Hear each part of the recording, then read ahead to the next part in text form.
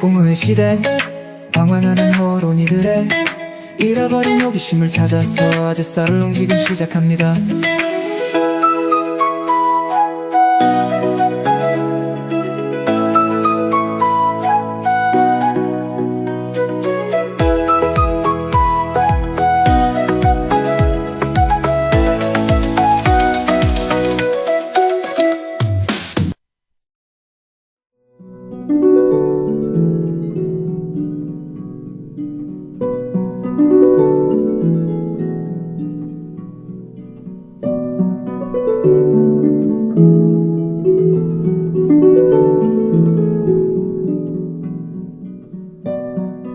방황하는 어른이들의 잃어버린 호기심을 찾아서 아재살롱 28회 방송을 시작합니다. 저는 진행자 안산토박이 안토.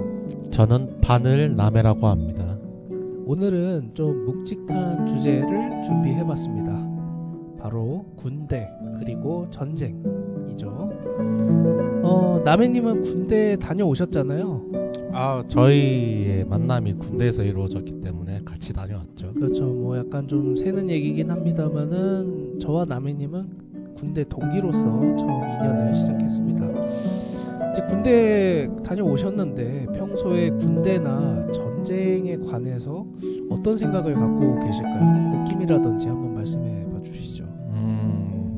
군대 같은 경우에는 어떻게 보면은 조금 부정적인 생각을 가지고 있죠. 워낙 근데 구조 자체가 부정적이 될 수밖에 없어요. 상명하복의 완벽한 피라미드식 구조. 네. 거기에다가 뭐 이거는 구조상 문제이기도 한데 뭔가 좀 비밀이 많은 그런 조직이잖아요. 그렇죠. 네. 많을 수밖에 없는 거고. 상당히 폐쇄성이 높은 조직이죠. 기밀이기 때문에. 네. 그렇기 때문에 저희가 조금 부정적인 생각을 하지 않나 싶습니다. 그리고 물론 전쟁에 관해서도 전쟁 좋아하는 사람이 있을까요? 전쟁 광 아니면? 그렇죠. 뭐 게임이나 이런 게 아닌 이상 실전을 좋아하는 사람을 원하는 사람은 찾기 어렵겠죠. 예, 제가 생각했을 때도 전쟁 좋아하는 사람들은 뭐 전쟁으로 해서 한탕 해먹자 하는 그런 사람들 아니면은 없는 것 같아요. 네. 요새 약간 미국 주식 갤러리 혹시 아시나요? DC 인사이드에? 아니요, 저는 잘 모릅니다. 그 사람들이 미국 장 떨어진다고 우스갯소리로 미국이랑 다른 나라랑 전쟁을 해야 된다라고 하긴 하는데 네. 막 그런 식으로 뭐 자기의 영달을 위해서 하는 사람이 아닌 이상 전쟁을 좋아하는 사람은 없다고 저는 믿을게요, 그냥. 그렇죠. 우리가 그런 바람을 가지고 있어야 또 평화가 실천되지 않나 하는 생각이 듭니다. 참 말씀하신 것처럼 이 전쟁이란 게 참 잔인하고 또 무서운 것이지만 동시에 역사의 큰 방향을 바꾸고 사회를 변하게 만드는 계기가 되기도 하는 것 같아요. 아시겠지만 여기 한반도는 지금도 분단 상태이지 않습니까? 그렇죠. 종전 선언 협상문이라고 해야 되나요? 문재인 종전이 아니고 휴전이죠, 정확히는. 휴전. 문재인 시기 때 김정은이랑 만나서 종전 협상한다 안 한다 막 이런 말들이 있었는데 하지만 좀 했다고는 하는데 아직까지는 조금 석연치 않은 그런 사실들이라서 네, 좀 흐지부지된 면이 있죠. 정권이 교체되기도 하고 이처럼 이 전쟁의 영향 또 그 한반도 분단의 영향으로 대한민국은 여전히 징병제를 유지를 하고 있고 또 세계에서 군사력이 가장 강한 국가들 중 하나로 평가를 받고 있습니다. 네, 그렇죠. 또 최근에는 12.3 비상계엄을 거치면서 이 군의 역할에 대해서도 다시금 생각을 해보는 계기가 되는 것 같아요. 그런데 이 대한민국의 군대 대체 어디서부터 어떻게 시작이 되었는지에 대해서는 우리가 잘 모르는 것 같습니다. 그래서 좀 얘기해보기 전에 이 군대의 역사 한번 좀 살펴볼까 해요. 먼저 이제 그 대한민국의 군의 역사 얘기할 때 보통은 1948년 국군 창설을 시작점으로 보는 경우가 많습니다. 하지만 실제로는 그보다 훨씬 더 거슬러 올라가야 하는데요. 일제 강점기 시절에 우리 민족은 무장 독립 운동을 통해서 외세에 저항을 했습니다. 의열단이라든가 서로 군정서, 신흥 무관학교, 또 조선의용대, 그리고 많이들 아시는 광복군 등 이 무장 독립 운동의 흐름이 바로 대한민국 군대의 뿌리라고 할 수 있겠습니다. 또 이제 1940년경에 대한민국 임시정부 산하에 조직이 된 한국광복군은 당시 중국의 국민당 정부와 협력을 해서 대일항전 전선에 나섰고요. 태평양 전쟁 말기에는 미군과 협력을 해서 국내 진공 작전도 계획을 했지만 안타깝게도 광복이 조금 더 빨리 와버렸죠. 그런데 해방 이후에 그 상황이 복잡합니다. 광복 이후에 한반도는 미 군정과 소련 군정으로 나뉘어졌고 이 과정에서 임시정부의 정통성은 사실상 외면당하게 됩니다. 그리고 새로 창설되는 군대는 미국의 도움 아래 일본군 그리고 만주군 출신 인사들 중심으로 만들어집니다. 이게 우리가 지금까지도 갖고 있는 군 내부의 어떤 정통성의 논쟁의 씨앗이 되는 것이죠. 네, 어떤 할 말이 있으실까요? 정통성이라고 얘기를 하셨는데 제 생각에서는 워낙 저희 한국의 근현대사가 빨랐잖아요. 네. 계급사회 무너지고 바로바로 뭐 지휘관급이라던가 채우기에도 넉넉한 시간이 있지도 않았고 그래서 뭔가 그런 혼란들이 있었던 것 같기는 해요.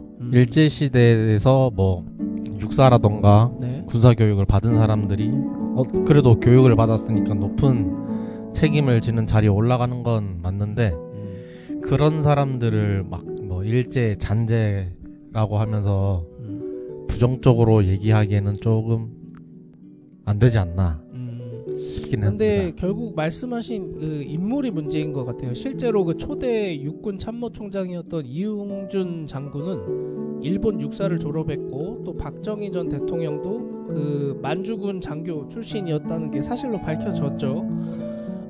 아무래도 군의 출발점에 일제의 그 식민지 시절에 잔재가 섞여 있다고 볼 수도 있는데 또 남해님이 말씀하신 것처럼 그거를 우리가 과연 완전히 걸러낼 수가 현실적으로 있었는가 하는 그런 어떤 의견도 있을 수 있을 것 같긴 그렇죠. 합니다. 그렇다고 해서 제로 베이스에 시작을 할 수도 없는 것이고요. 예.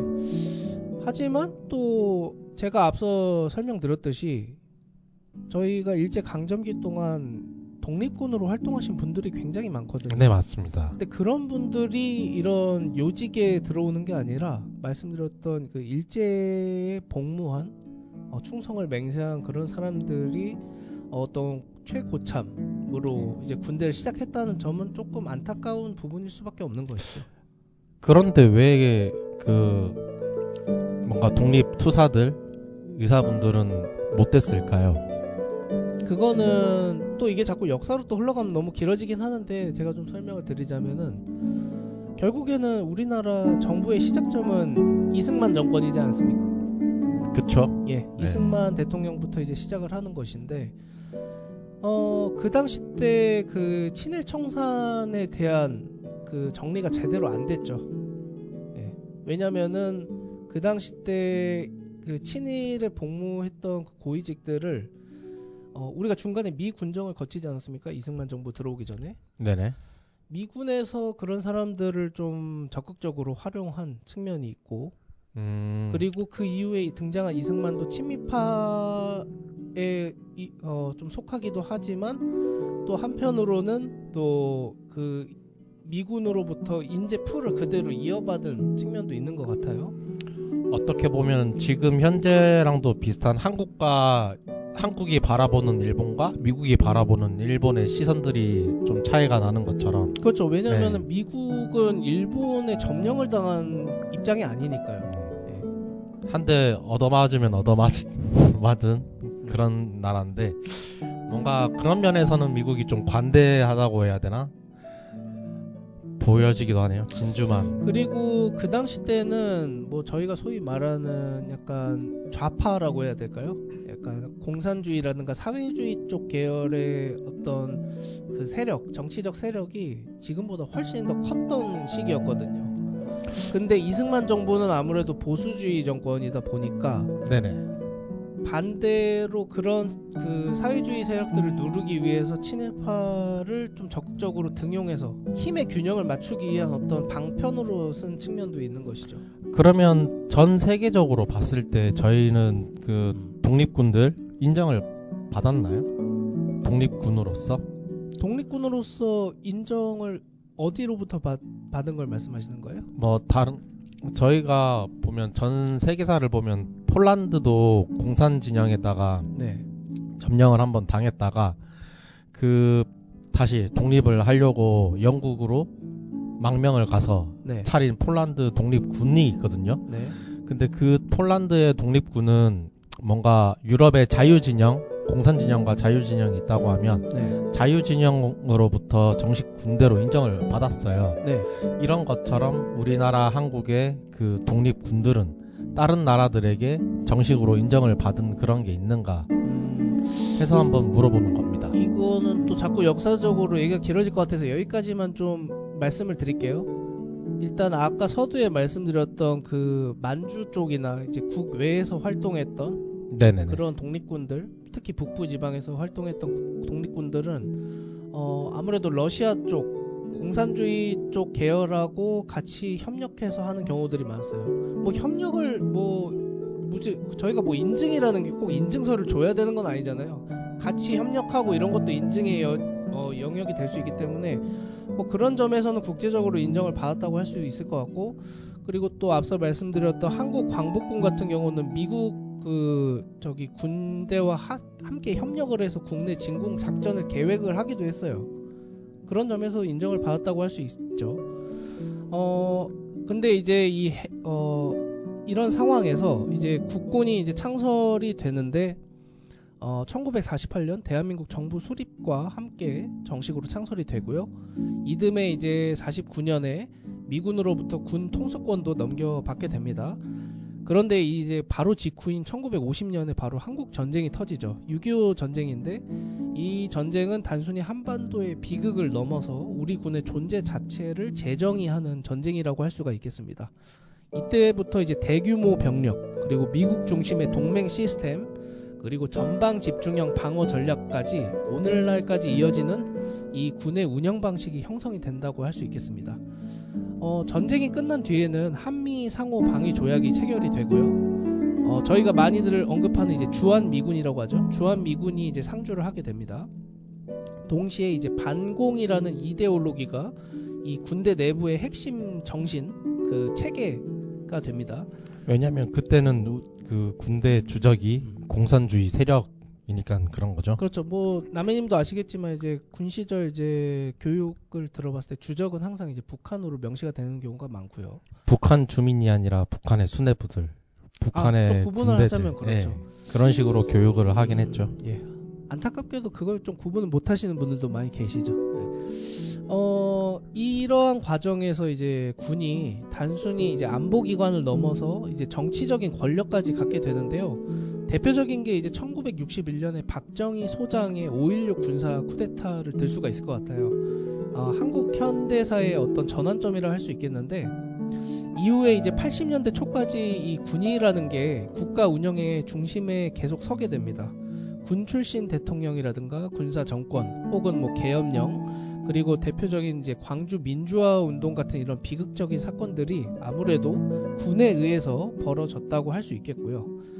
그만큼 군의 힘이 강했고 그림자도 짙었다고 할 수 있겠습니다. 이후에 이제 1987년 민주화 운동 이후에는 군의 그 정치적인 중립성이 보다 강조가 되고요. 병영 내의 인권 문제도 이제 사회적으로 부각이 되기 시작을 합니다. 소위 말해서 이제 군대 문화라는 게 조금씩 이제 바뀌는 시점이 이제 도래가 된 거죠. 이제 군대에서 이제 군가 대신에 이제 K-팝도 울려 퍼지기도 하고, 뭐 PX라고 하죠. 이제 아이스크림이라든가 이제 이런 것들 사 먹을 수 있는 데도 생기고, 편의점 간편식도 먹게 됩니다. 그런데도 이제 우리 군의 구조라는 게 여전히 그 한국 전쟁 시절에 냉전기적 시스템을 유지를 하고 있는 것 같아요. 병력 중심, 또 징병제, 전방 위주 방어 체계, 그리고 훈련 방식도 좀 약간 올드한 면이 있어요. 하지만 이제 상황이 조금씩 달라지고 있는 것 같긴 해요. 왜냐면 이제 우리 대한민국의 가장 큰 문제라고 할 수 있는 출산율 감소. 출산율 감소라는 건 아무래도 병역 자원이 부족해진다고 볼 수 있지 않겠습니까? 군대 그러니까 사람 수가 줄어드는 거죠. 그렇죠. 아무래도. 또 이제 기술의 발전이라는 게 군대와 그 군 시스템의 그 형태 자체를 바꾸고 있는 것 같아요. 그런 점에서 이제 현재 군 현황이 어떤지, 또 이런 변화들을 우리 한국군이 어떻게 준비를 하고 있는지 알아보면 좋을 것 같은데, 남해님이 이런 부분을 좀 한번 설명을 해주시면 좋을 것 같아요. 우선 우리나라 군대에 있어서 뭐 얼마나 많은 대포가 있고 얼마나 많은 숫자의 병력이 있고 이렇게 정확하게 추산된 건 없어요. 네. 다 인터넷에서 떠도는 것들은 그 GFP라고 건파우더 파워라고 세계 군사력을 측정을 하는 그런 곳이 있는데, 그런 곳에서 추산을 하는 겁니다. 네. 추산을 했을 때 대한민국 현재 병력은 뭐 한 35만 명에다가 전차 3,000대, 전투기도 뭐 한 2,200대 이런 식으로 있다고는 하는데요. 35만 명밖에 안 된다 그러나요? 예, 현재. 저희 막 군복무하던 한 10 몇 년 전에는 60만 한 명, 60만 명, 5, 60만 명 이랬던 거 그렇게 들었었는데 지금은 35만 명이라고 해요. 많이 줄었네요. 예. 그런데 이런 것 말고 좀 더 정확하게 얘기를 할 수 있는 게 민방위라고 혹시 아시나요? 군대 전역하고 나서 저희가 속해 있는, 제가 민방위죠. 예, 그런 통계는 있어요. 그런 통계상 뭐 2015년 370만 명을 가진 민방위에서 2024년에는 328만 명으로 줄었습니다. 한 50만 명 정도가 줄었는데요. 그것만 보다 보면 뭐 낮은 출산율 하고 유출을 해보면 점점 더 군대의 수는 줄어들고 있다는 게 분명해 보이고요. 지금 말씀 주신 민방이라는 건 예비군도 포함이 된 수치일까요? 예, 맞습니다. 아, 예. 저희 전역하고 나서부터 한 40세 남성들의 숫자가 줄어드는 거죠. 네. 이게 잘 모르시는 분들도 있는데 예비군과 민방위는 좀 다릅니다. 그거는 좀 인지를 해주시면 좋을 것 같아요. 하고 뭐 군대에 있어서 변화는 저희가 다녔을 때도 선진병력 만든다 말은 많았잖아요. 네. 그러면서 저희 때와 비교를 했을 때 현재 군대에 대한 변화는 뭐 개인이 휴대폰을 쓰는, 그건 참 인상적인 것 같아요. 어떻게 생각하세요? 이 군대에서 휴대폰을 쓰게 해준다라는 거에 대해서? 일단 저희는 못 썼잖아요. 저희 때는 병사들은 못 썼죠. 간부들은 쓰긴 했는데. 간부들만 쓰고 이랬었는데, 저는 일단은 병사 입장에서는 상당히 그 여가 시간을 보내는 데는 참 여러모로 도움이 되겠다. 좀 이득이 크다. 그리고 또 학습적인 것도 있잖아요. 꼭 노는 것만 하는 건 아니잖아요. 핸드폰 가지고. 그런데 이제 군 시스템 운영이라든가 보안 측면에서는 상당히 좀 리스크가 커졌다. 그래서 이게 지금 어떻게 관리를 하고 있는지는 잘 모르겠어요. 저희 어디 초등학교 학교 가면은 애들 수업 전에 뭐 핸드폰 걷듯이 이렇게 하는지, 아니면은 뭐 개인 사물함에 넣어놓고 뭐 그렇게 하는지는 잘 모르겠는데, 여튼 그거를 관리해내고 보안 유지를 하는 게 상당히 좀 리소스가 많이 들겠구나 하는 생각이 드네요. 저도 이 문제에 관해서 현직에 있는 제 친동생 얘기를 들어보려고 어제 연락을 해봤거든요. 참고로 남해님의 친동생분은 군 장교이십니다. 장교. 네. 그래서 연락을 했는데 귀찮다고 안 알려줘요. 그게 보안의 문제가 영역이 아니라 그냥 귀찮다고 안 알려주는? 뭔가 보안이라던가 그런 걸 묻는 것도 아닌데. 예. 그래서 조금 기사를 찾아보고 여러 방면으로 이야기를 들어보고 했을 때, 휴대폰 같은 경우에는 저희 일과 시간이라고 하잖아요. 네. 일어나서부터 6시였나요? 그때까지는 사용을 못하고 그 일과 시간 끝나고 사용을 하게 해준다고 합니다. 한 2시간 정도. 그 핸드폰 보관은 어떻게 한다고 그러나요? 핸드폰 보관은 제가 들었을 때는 행정반이라고 해야 되나? 네, 행정반이라고 보통 하죠. 그쵸. 예. 네모반, 행정반이라고 네모반 예. 행정반. 약간 좀 군대에서도 사무를 보는 사람들, 예. 인사를 보는 사람들이 있는 곳에다가 보관을 한다고 해요. 저희 예전에 총기 보관하듯이 하려나 궁금해요. 그런 것 같아요. 자물쇠 자물쇠 채워놓고. 채워놓고. 그쵸. 그런 식으로 하고, 그 군대에서의 휴대폰 사용 같은 경우에도 저도 안토님과 생각했듯이 장단점이 완전히 분명하다고 보고요. 뭐 무슨 일이 됐든 장점만 있는 일은 없잖아요. 네. 그런 면에서 조금 우려가 되기는 합니다.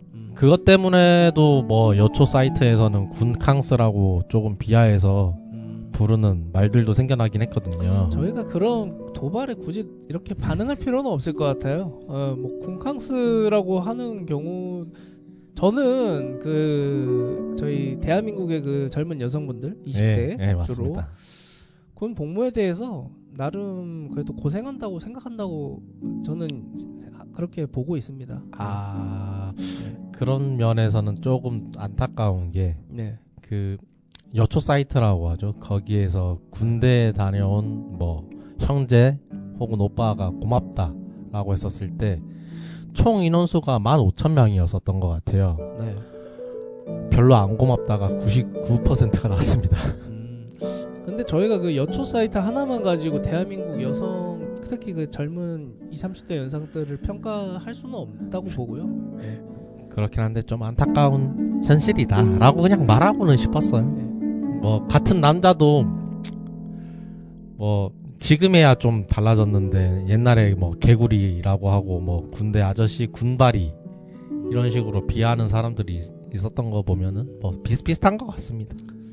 그런 혐오에서 우리가 조금 더 거리를 두는 그런 시각이 좀 필요하지 않을까 싶습니다. 하고 그 어떤 변화가 있을까요, 군대에? 또 있어서? 사소한 변화라고 하면 좀 사소한 변화인데 PRI라고 혹시 아시나요? PRI? 그거 어디서 많이 들어봤었는데 그게 무슨 뜻이었죠? PRI랑 뭐 전진 무이탁 이러고 사격 자세 연습하는 것들 있잖아요. 그렇죠. 예, PRI 기억납니다. 그게 없어졌다고 합니다. 그래요? 요새 군대는 안 한다고 해요. 그거 그 땅바닥에서 막 계속 그 자세 바꾸면서 하는 거 그거 말하는 거? 예, 맞습니다. 그거랑 저희 총구 위에다가 바둑돌 올려놓고 하는 그런 연습도 했었잖아요. 예, 안정감을 위해서. 예, 그런 것도 없어졌다고 해요. 그거는 조금 약간 잘 선뜻 이해가 되지 않는데 그건 사격에 있어서 상당히 중요한 어떤 자세 훈련이라고 생각이 드는데 없어진 이유가 있을까요? 솔직히 지금 와서 밝히는데 예. 제가 생각했을 때는 그때 당시에 했을 때도 이게 무슨 의미가 있나 싶어서 좀 부정적인 게 많았거든요. 예. 근데 아마 그 이유가 맞는 것 같아요. 실생활에 쓰이지를 않아서. 실제로 쓰인다는 건 전쟁을 얘기하시는 건가요? 전쟁 상황에서 얘기를 하는 거죠. 전쟁 상황에서. 예. 그렇죠. 만약 아무래도. 상상을 해봅시다. 전쟁 상황에서. 근데 이거는 잘 모르시는 분도 있을 거니까 PRI라는 게 어떻게 자세가 되는지는 좀 설명이 필요할 것 같아요. 대략. 서서 쏘기가 있고 서서 쏘기, 앉아 쏘기, 엎드려 쏘기 이런 게 있었잖아요. 예, 그게 자세를 바꿔가면서 계속 하는 거죠. 저희가. 그런데 실제로 보다 보면은 만약 실제로 전쟁이 일어났다 상상, 지금 러시아 우크라이나 전쟁을 하고 있잖아요. 상상을 해보면 뭐 엎드려 쏘거나 앉아서 쏘는 사람들 본 적 있으신가요? 엎드려 쏘는 경우는 꽤 많죠. 왜냐면은 그 어떤 지형지물에 의탁을 해서 쏘는 경우가 많으니까. 지형지물에 의탁을 하는 거죠. 땅바닥에 딱 만났을 때 바로 엎드려서 쏘지는 않잖아요. 저희가 PRI를 했을 때는 뭐 교관분들이 엎드려 싸우면 바로 엎드려야 되고 다시 일어났다가 하는 그런 것들도 있었잖아요. 근데 제가 지금 딱 갑자기 떠오른 건데 그 PRI 자세는 어쩌면은 그 총을 들고 이제 그 적을 마주하는 군인이 앞에 지형지물이 보통 다 있을 거잖아요. 대체로. 그렇죠. 근데 지형지물에 숨었다가 다시 일어나서 쏘고 숨었다가 다시 일어나서 쏘고 이런 거 훈련은 좀 될 수 있겠다라는 생각이 드네요. 약간 두더지 게임 같듯이 숨었다가 일어났다가 숨었다가 일어났다가 이런 훈련 좀 될 수 있지 않나. 그런 훈련의 긍정적인 면을 바라보면 그럴 수도 있겠는데 별 실생활에 의미가 없다고 해가지고 없어졌다고 합니다. 그리고 그거랑 또 다르게 좀 이건 좀 큰 변화인 것 같은데 저희가 병사 때는 원래는 자동 진급을 했었잖아요. 시간 순서에 따라서. 그렇죠. 짬밥이라고 그러죠. 짬밥이라고 짬밥도 약간 비하 용어긴 한데 전문 용어라서 어쩔 수가 없네요. 이거는 뭐 많이들 쓰니까요. 복무 기간에 의해서 뭔가 자동으로 진급을 했는데 그걸 이제 병 기본이라고 하는 시험을 통해서 올려준다고 해요. 예. 이 면에 관해서는 뭐 네티즌 반응으로는 나라가 군대에 돈을 주기 싫어서 이런다. 왜냐면 저희가 뭐 이등병 때보다 일병이 월급이 많고 예. 일병 때보다는 뭐 병장이 월급이 많고 하잖아요. 네. 그래서 그 돈을 아끼려고 그런 식으로 병사의 진급을 제한한다. 라는 반응도 있는 반면에 네. 전 솔직히 말해서 이게 맞다고 보거든요. 그렇죠. 실력주의라는 면에서는 네. 이게 맞다고 봐서 긍정적으로 보는데 안토님은 이 병사의 시험 진급에 대해서는 어떻게 생각을 하시나요? 사실 저 같은 경우는 뭐 남해님도 똑같겠지만은 그 짬밥에 따라서 이제 진급이 되는 그 시절을 겪었던 사람인데 사실 그 짬밥이란 게 은근히 또 어떤 훈련 상황이라든가 이런 데 도움이 되긴 해요. 왜냐면 겪은 시간이 또 길다 보니까. 근데 다만 그 역할을 제대로 못한 사람도 분명히 있고 해서 또 내부에서 뭐 갈등이라든가 이런 게 또 생기기도 하고요. 그래서 어떤 역량, 실력 이런 면에서는 상당히 합리적인 부분이라고 생각이 들고, 그리고 또 저희 시기 때는 그 뭐 이렇게 훈련 잘하면은 뭐 이렇게 달아주는 거 있었어요. 특수 훈련이 뭐라고 표현했는지. 훈련을 잘해서 달아주는 건가요? 특급- 아니면 체력 검정? 예, 체력 검정. 체력 검정인 거죠? 예. 예. 사실 제가 봤을 때는 지금 말씀하신 어떤 검증이란 것도 상당히 그 체력 부분에 초점이 많이 맞춰져 있을 거라는 생각이 드는데, 뭐 사격이라든가 뭐 어떤 팔굽혀펴기, 윗몸 일으키기 이런 거, 그런 점에서는 특급 전사? 뭐 저희가 예전에 특급 전사라고 표현했었는데 그거와 약간 좀 비슷한 맥락이 있어서 지금 저희 군복무한 지 10년 넘은 상황에서는 충분히 도입될 만한 어떤 제도라는 생각은 듭니다. 아마 특급 이 병기본이라고 하는 거에는 아마 전술 전략 부분도 같이 들어 있는 걸로 알고 있어요. 저는 네. 저희가 저기 이런 경로로 침투를 했을 때 어떻게 막을 것이냐에 대한 그런 것도 있는 걸로 알고 있거든요. 그런 거 봐서는 아마 지금 군대 숫자도 줄어들고 하잖아요. 네. 그래서 소수 정예화를 하기 위해 첫 발판이 되지 않나 싶기도 하거든요. 그것도 지금 생각해보니까 상당히 합리적인 분석인 것 같습니다. 그런데도 조금 부정적으로 바라보면은 이게 맞나 싶기도 해요. 왜냐하면 예. 그 구조상 피라미드라고 했잖아요. 피라미드식 구조. 네. 그게 왜 그러냐고 하면 명령의 하달이라던가 이런 효율적인 면이 강조가 되는 이런 군대에서 네. 수평적인 문화가 정착을 할 수 있느냐가 문제죠. 사공이 많으면 배가 산으로 간다고 하잖아요. 그런 것처럼 이 의견 다르고 저 의견 다르고 했을 때 이게 합치가 되느냐 라는 문제는 좀 있을 것 같기는 해요. 제가 기억해보면 저희 시기 때쯤부터 이제 그 서로 계급이 다른 사람들끼리는 원래 생활하다가 이제 같은 계급끼리 동기라고 이제 동기생활관이라고 했었죠. 예, 그렇게 전환이 된 시점이 딱 저희 때쯤이었는데 그때 뭐 여러 문제들이 많기는 했었어요. 예. 왜냐면 이제 명령권의 어떤 수직 계열이 많이 약화가 되다 보니까 네네네. 같은 생활관 안에서 뭔가 난장판이 되기도 하고 또 그쵸. 이제 갈등도 생기고 근데 이게 어떤 문화의 관점에서 보면 이것도 시간이 필요한 거고 정착이 지금은 그래도 나름 많이 됐을 거라고 좀 짐작은 되거든요. 네네, 동기 그쵸. 생활관이 그런 점에서 그 계급에 따른 그 어떤 역량주의 반영 그거는 좀 구분을 해야 될 것 같아요. 그러니까 우리가 일상 생활을 할 때 일과를 제외한 시간에서의 그 어떤 수평적인 문화와 군대 훈련을 하는 데 있어서 어떤 수직적인 어떤 그 문화의 효율성 그거는 따로 구분을 할 수 있는 정도의 그 어떤 센스는 있어야 된다. 그리고 그런 문화로 점점 좀 구분을 해나가야 된다. 대표적인 게 이제 미군이라고 좀 보는데 미군 같은 경우는 이제 그 계급이 달라도 상당히 수평적인 문화거든요. 그 훈련을 그쵸. 제외하고는. 네. 근데 훈련할 때는 빡세게 잘해요. 네. 예.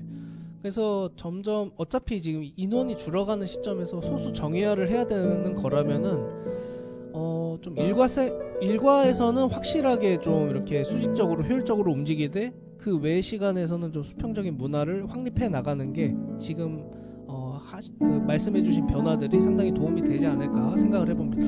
하지만 이런 변화가 있음에도 불구하고 뭐 얼마 전까지 네. 뭐 12사단의 중대장이 이렇게 굴리고 뭐 조치를 빠르게 취하지 않은 탓에 뭐 훈련병이 사망을 한다던가 아니면 훈련을 하는 그 정찰 도중에 그 박일병이라고 하나요? 그 분이 사망을 한다던가 이런 네.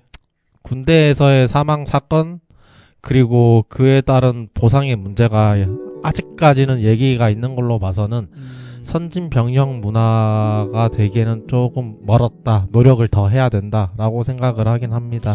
그 점에 있어서는 제가 제안 하나만 좀 간단하게 좀 들어보자면은 군대는 워낙 폐쇄적인 조직이다 보니까 그런 사건 사고가 일어나면 좀 숨기기 급급한 면이 있거든요. 그쵸, 책임 떠넘기기도 그쵸. 하는 거고.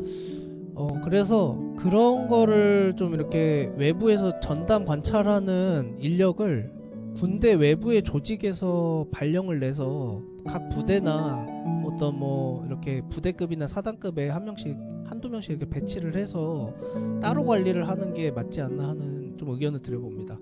자, 그러면 저희 이제 뭐 군대 얘기 많이 들어봤는데요. 선곡을 하나 했는데 이 노래가 뭐냐면은 이제 박효신의 그 나를 넘는다라는 곡입니다. 이게 저희 군 시절 때 저희 동기죠, 동기. 네, 저희 동기가 그 박효신 씨거든요. 군 시절 때 국방부에서 이 입대한 박효신 씨 데리고 만든 군가예요. 그래서 일반 가요 같은 곡이라서 또 기억에 남는데 이 노래 한번 듣고 저희 한번 다시 돌아오도록 하겠습니다. 자, 그럼 박효신의 나를 넘는다 듣고 오겠습니다.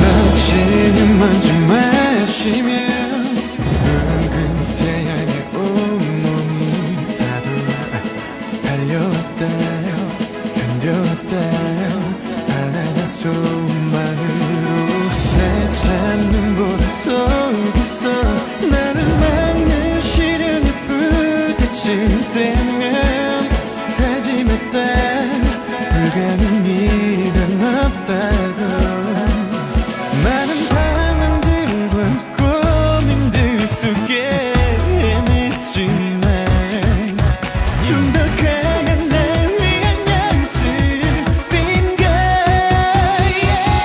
젊음의 열정으로 자 시작이다 나는 다시 태어난다 가슴 뜨겁게 참아낸 이 눈물이 감히 헛되지 않도록 함께 달려간다 세상 앞에 당당하게 10번 넘어져 12번 일어나도 절대 멈춰서질 않나 난 해낼 수 있어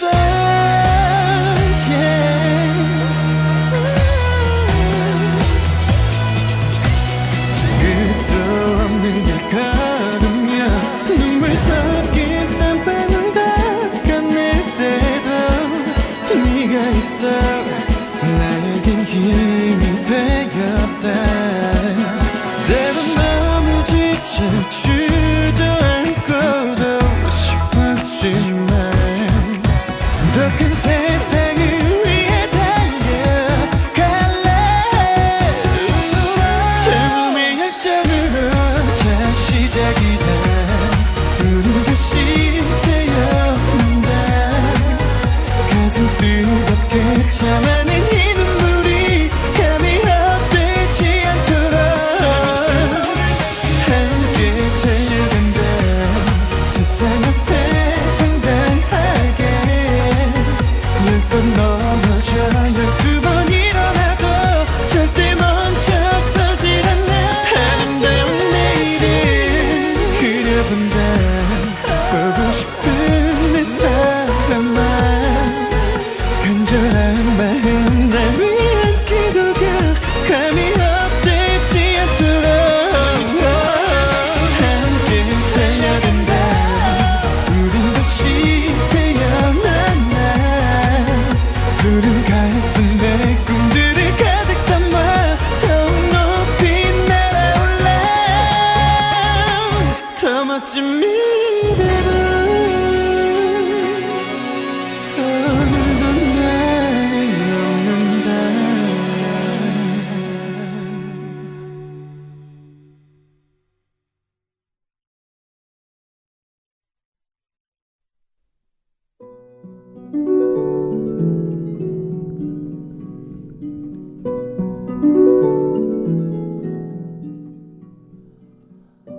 예, 박효신의 나를 넘는다 듣고 오셨습니다.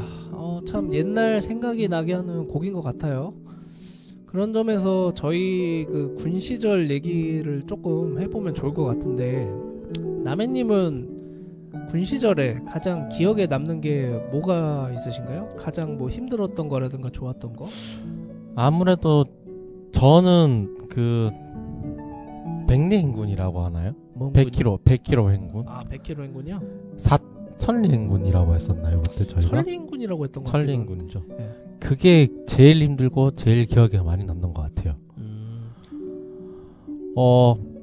진짜 뭐 한 20kg짜리 가방 메고 20kg면 가벼운 거 아닌가? 아닌가? 가볍다뇨. 보통 20kg였나? 보통 저희 군장 싸면은 20kg에서 25kg까지 가잖아요. 군장 안에 뭐 이렇게 가라라고 하죠. 그 안에 뭐 스티로폼 넣어놓고 막 이런 거 아니셨죠? 이 사람이 군대 얘기를 한다고 지금 이상한 전문 용어들을 하는데, 예. 거짓 군장이라던가 그렇게 예. 내 양심을 속이는 짓은 하진 않았습니다. 그거면 대답이 남자답게 사나이답게. 예, 그거면 대답이 됐을까요? 근데 제가 이런 용어를 쓰는 게 아무래도 이게 사실 진짜 현실 용어긴 하거든요. 그 느낌을 좀 전달드리기 위해서 어쩔 수 없이 좀 이렇게 쓴다는 점 양해 부탁드리고요. 또 저도 순화하기가 좀 빡세긴 하네요. 네. 뭐 또 반대로 또 좋았던 점? 아까는 안 좋았던 점이었나요? 아니요, 그냥 조금 기억에 많이 남았습니다. 그냥 왜냐하면 힘들기도 힘들었는데 그 중간중간 먹었던 육개장이라던가 뭐 한두 시간 쪽잠을 잤을 때 그 피곤함, 발에 물집이 터지는 그 아픔, 이런 것들, 그리고 다 돌아와서는 그 사단인가 아마 사단 위에인가 파견한 군악대에 의한 축하 웅장한 그 축하 공연 같은 것들, 끝나고 나서 먹는 두부, 수육, 김치, 막걸리, 이런 것들 하나하나가 다 기억에 남거든요. 아무래도 힘든 어떤 여정을 끝내고 와서 먹는 음식들이 진짜 맛있는 것 같긴 해요. 저도 참 그런 게 맛있었던 음식들이 많이 기억이 납니다. 그리고 그 전까지는 저희 뭐 학교나 커리큘럼에 따른 성취감이 딱히 없었는데, 뭔가 군대에 가서 느껴본 성취감이라고 해야 되나? 그런 것도 있었던 것 같긴 해요. 천리행군을 하면서. 그 병이 어떤 분류였죠? 육군이죠. 일반 소총병이. 저 아마 그때 아니요, 중화기였어요. 중화기였는데 파라나 박격포 이런 쪽이 있었는데, 아마 그때 행군 자체는 군장으로 했었던 것 같아요. 박격포 또 무겁지 않나요? 박격포가 조금 무겁죠. 포판이 한 15kg 정도 되고요. 뭐 포신도 한 13kg였나? 재원이 그렇게 됐었던 걸로 알고 있어요. 그래서 저희도 뭐 다른 부대였긴 하지만 그 포병분들 보면은 그 무거운 걸 들고 있다 보니까 알아서 이 근육 운동이 되셔갖고 몸이 좋은 경우가 많더라고요. 군대에서 몸무게 리즈 시절을 찍었죠. 그 시절 저도 그랬던 것 같습니다. 또 뭐 다른 좋았던 또 기억, 안 좋았던 기억도 말씀해 주셔도 되고요.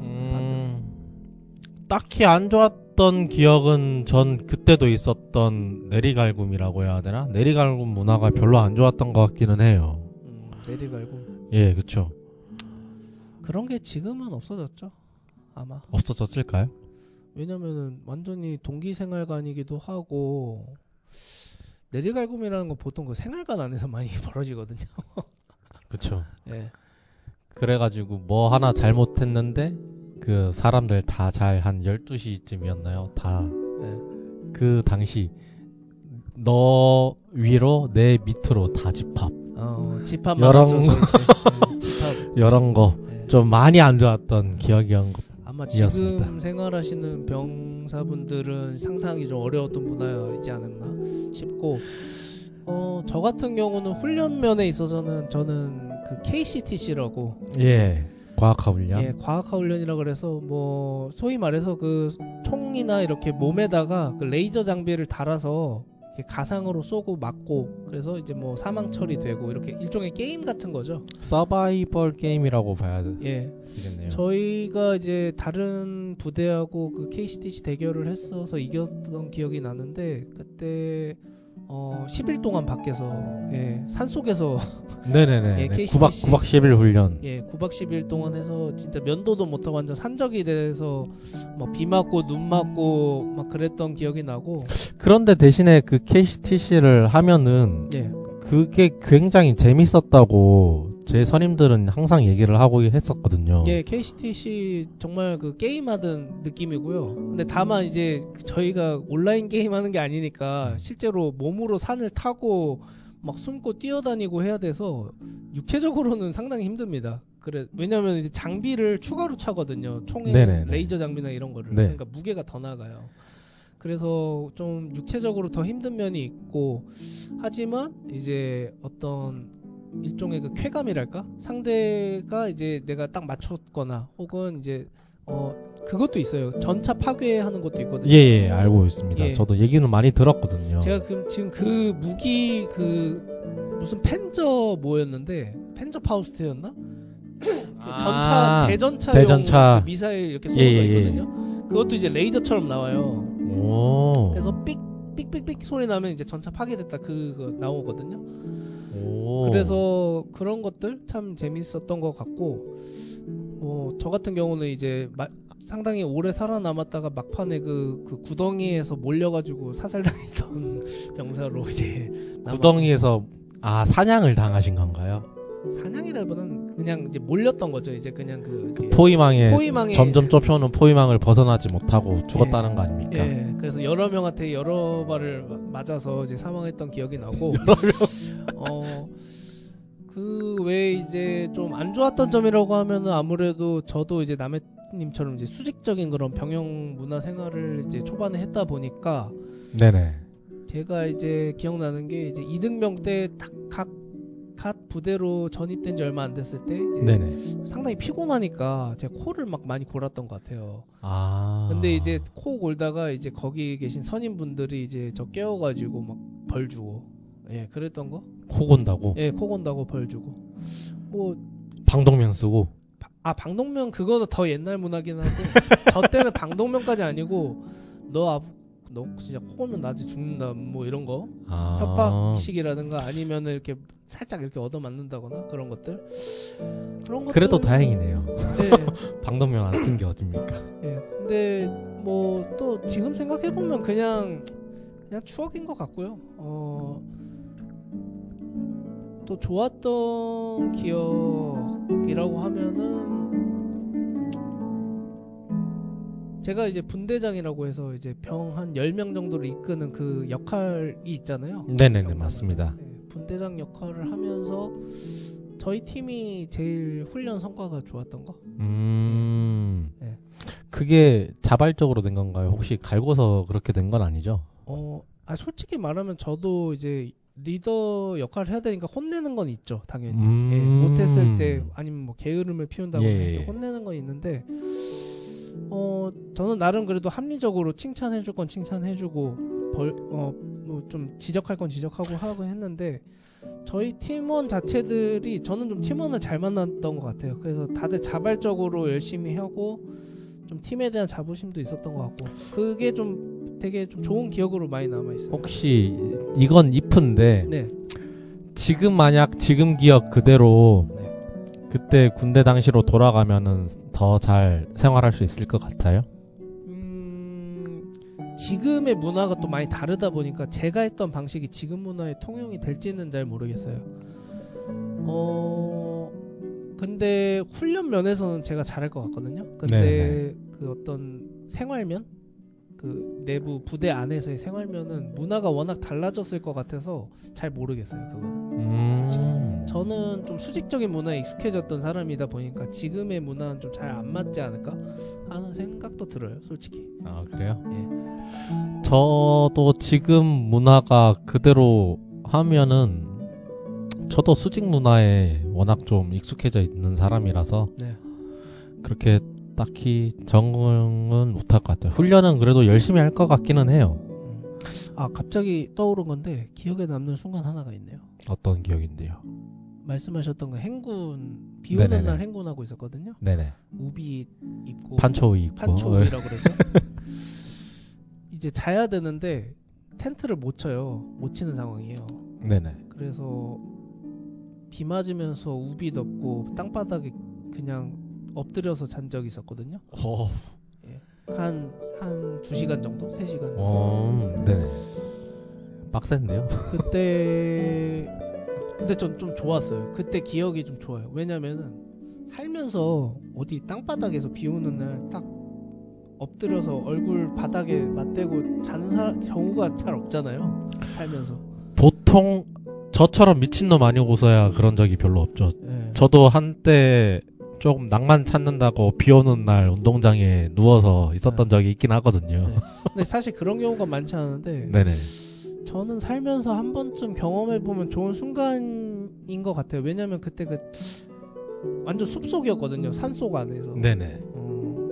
그때 좀 인생이란 게 뭘까, 좀 우리 그 인간은 뭘까, 이런 생각들 많이 했던 것 같아요. 약간 철학적인. 대체 왜 그때 그런 생각이 들었던 거죠? 왜냐면은 육체적으로 너무 힘드니까. 네네네. 완전히 그냥 쓰러져 버린 거고, 그냥 비 오는 날 이렇게 내가 약간 자연과 하나가 된 것 같은? 무라일체라고 무라일체? 하는.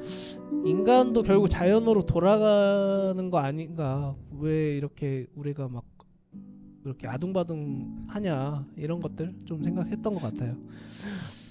그러셨군요. 네, 근데 저는 이게 좀 기억에 많이 남아요. 좀 어찌 보면 여러 순간들 중에서 사소한 순간일 수 있는데 그때 네네네. 좀 많은 생각이 들었던 것 같아요. 그러셨군요. 저희 뭐 이제 군 생활 얘기했으니까 마지막으로 이제 미래로 좀 가볼까 하는데요. 미래의 전쟁이 어떤 모습일까 했을 때 전문가들 얘기를 들어보면요, 미래 전쟁은 이제 사이버, 우주, AI의 전쟁터가 될 것 같다라는 얘기가 많습니다. 먼저 사이버전이라고 하면 미국이나 러시아, 중국, 북한 사이에서 이제 사이버 공격이라든가 방어가 일상적으로 벌어지고 있고요. 발전소를 마비시킨다거나 금융 시스템을 해킹한다거나 여론 조작, 이런 것들이 많은 예시가 될 수 있을 것 같고, 카카오톡이라던가 통신사 마비도 있었죠. 디도스 공격에 의해서. 디도스 공격이 많죠. 또 드론이라든가 자율화된 무기, 이런 것들은 실제로 이번 우크라이나 러시아 전쟁에서 정말 실전에서 많이 확인되었던 현실이 확인되고 되었습니다. 활용된 바가 있는 거죠. 그렇죠. 또 이런 드론들이 이제 전차를 이제 타격을 하기도 하고, AI가 적의 위치를 판단해서 공격 명령을 내리는 그런 시대로 점점 돌입해 가고 있습니다.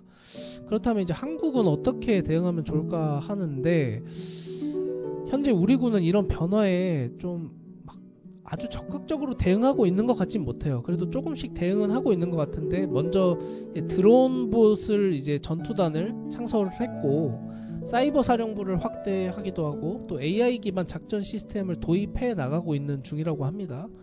하지만 이런 변화가 충분한가 라고 한다면 아직은 좀 부족한 면이 있는 것 같아요. 기술의 발전 속도에 비해서 어떤 제도 변화, 적극적 도입은 아직 안 하고 있었다. 좀 느린 측면이 있고, 또 앞서 저희가 말씀드렸던 징병제가 여전히 유지되고 있잖아요. 이런 징병제 시스템 속에서 전문적인 인재 양성에 좀 아무래도 한계점이 있을 수밖에 없다라는 생각이 듭니다. 그쵸. 그러려면, 근데 그걸 타파하기 위해서는 전문적인 인력 양성이 돼야 되는데, 그 전문적인 인력에 대한 대우라던가 복지라던가 많이 부족한 건 현실이잖아요. 그렇죠. 그게 아무래도 징병제의 한계점이 거기서 나타나는 것 같아요. 병사 월급은 인상시켜주는데 왜 간부 월급은 인상 안 시켜주냐라는 말도 있는 거 보고, 그렇죠. 일단 하사관에 들어가는 사람들 자체가 조금 줄었다고 합니다. 남자들은. 여자들은 조금 늘었다고는 하는데 남자들은 좀 줄었다고 해요. 실질적으로. 그러니까 좀 단순해서 표현하자면 이제 몸으로 싸우는 시대는 점점 저물어가는 시대다 맞습니다. 보니까 어떻게 하면은 그 어떤 로봇이나 AI 이런 거를 잘 다룰 수 있는 인력풀을 양성하느냐, 그거는 아무래도 모병제가 논의될 수밖에 없는 그런 변화이지 않나 싶습니다. 반대로 이제 또 남해님이 생각했을 때 미래 전쟁에 대해서 앞서 말씀드렸던 거 외에 또 생각나는 것들, 예상되는 것들, 이런 게 또 있을까요? 예상되는 것들을 물어보셨는데 전 정말 예상을 하지 못했던 그런 영상을 하나 봤는데요. 네. 유튜브 쇼츠 보다가 봤는데 미래의 전쟁은 어떻게 될 것이냐라고 했었을 때 일단 지금 한국 군대처럼 훈련을 하는 게 정답이라고 합니다. 저도 막 뭐라고 해야 되냐, AI 나오고 드론 나오고 하면은 그런 것들을 엄청나게 활용해가지고 뭔가 적은 사람의 수로 뭐 성과를 올린다거나 할 줄 알았는데 네. 아직까지는 전투기, 탱크 그리고 뭐 참호 전투가 주로 이룬다고 해요. 그런 식으로 봤을 때 한국의 군대 훈련 상황에 대해서는 조금 적절하다라는 평이 좀 들었거든요. 전문가에 의해서. 네. 그런데 그런 것과 별개로 아까 안토님이 말씀하신 미래전에 대한 준비는 따로 해야 되는 건 맞는 거죠.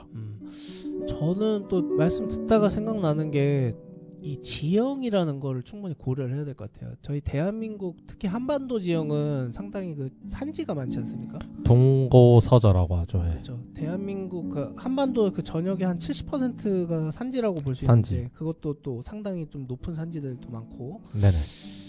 이런 점에 있어서 로봇이라든가 이런 것들이 활동하기가 쉽지는 않을 것 같아요. 평지 환경에 비해서.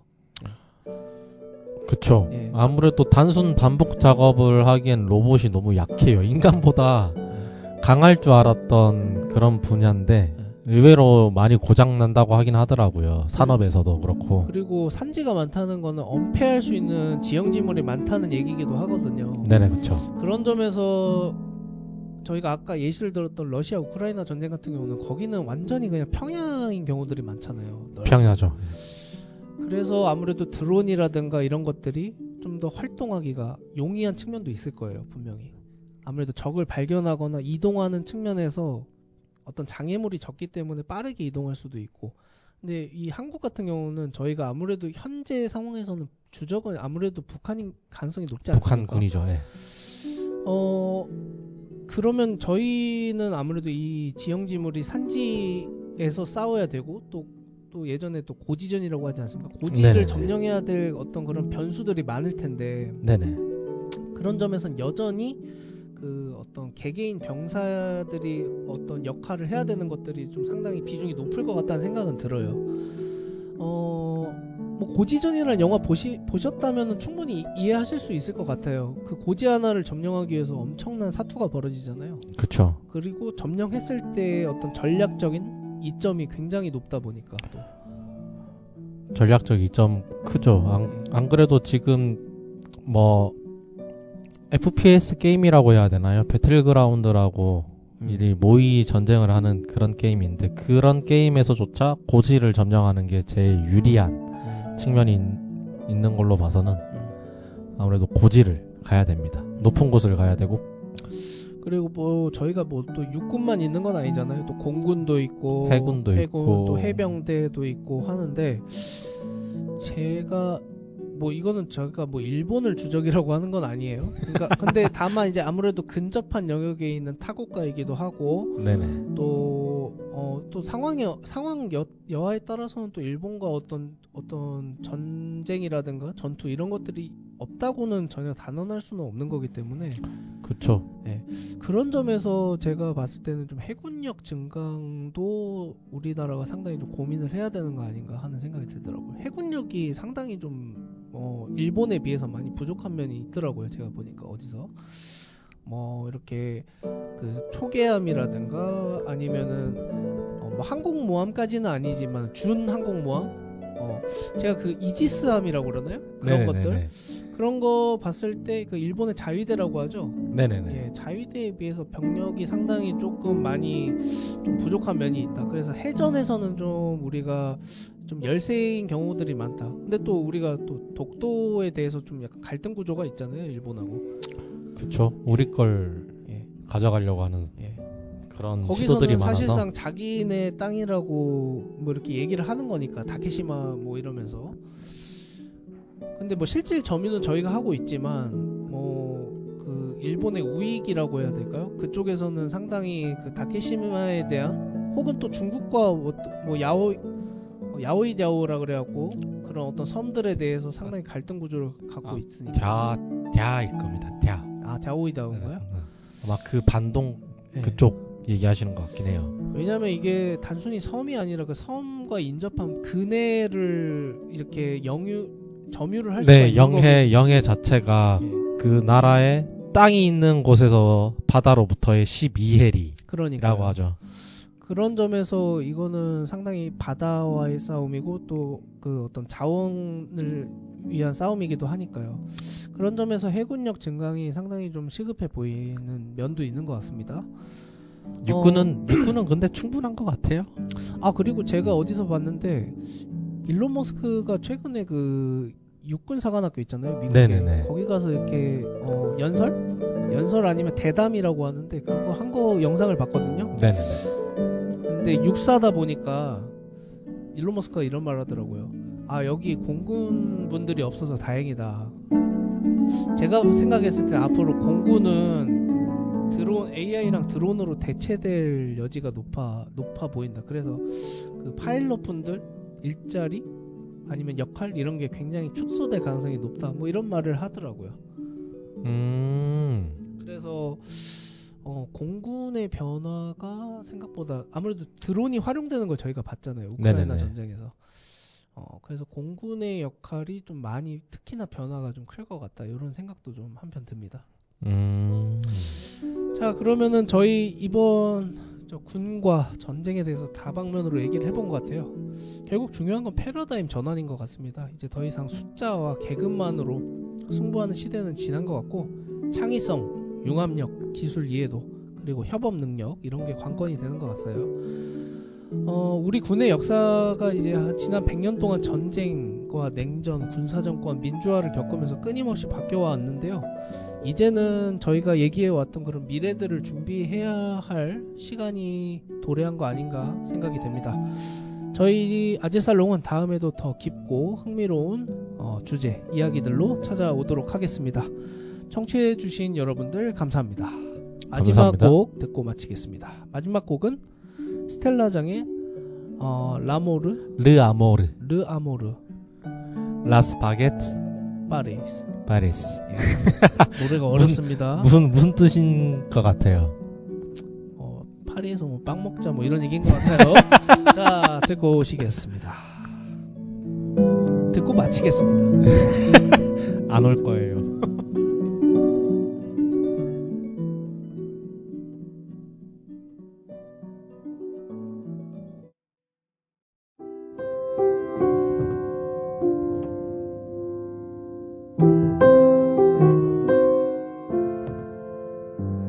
C'est drôle, je ne sais pourquoi. Ça me fait toujours penser à toi. Pour plein d'autres gens, c'est la magie, l'amour, les baguettes, Paris.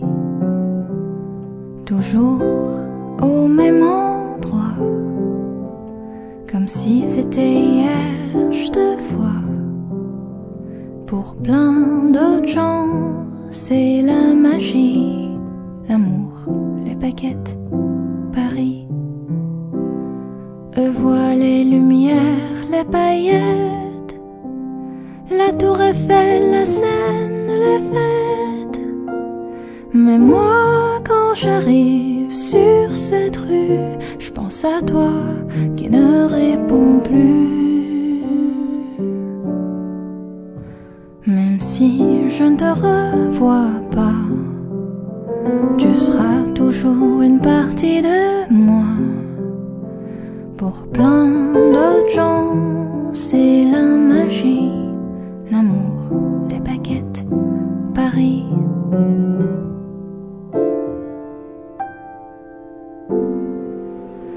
Les fous rires sur ces marches résonnent dans ma mémoire. Je les emporte là où je pars. Eux voient les lumières, les paillettes, la tour Eiffel, la Seine, les fêtes. Mais moi, quand j'arrive sur cette rue, je pense à toi qui ne répond plus. Pour moi, ce n'est pas juste une ville, c'est l'histoire de nos passions juvéniles.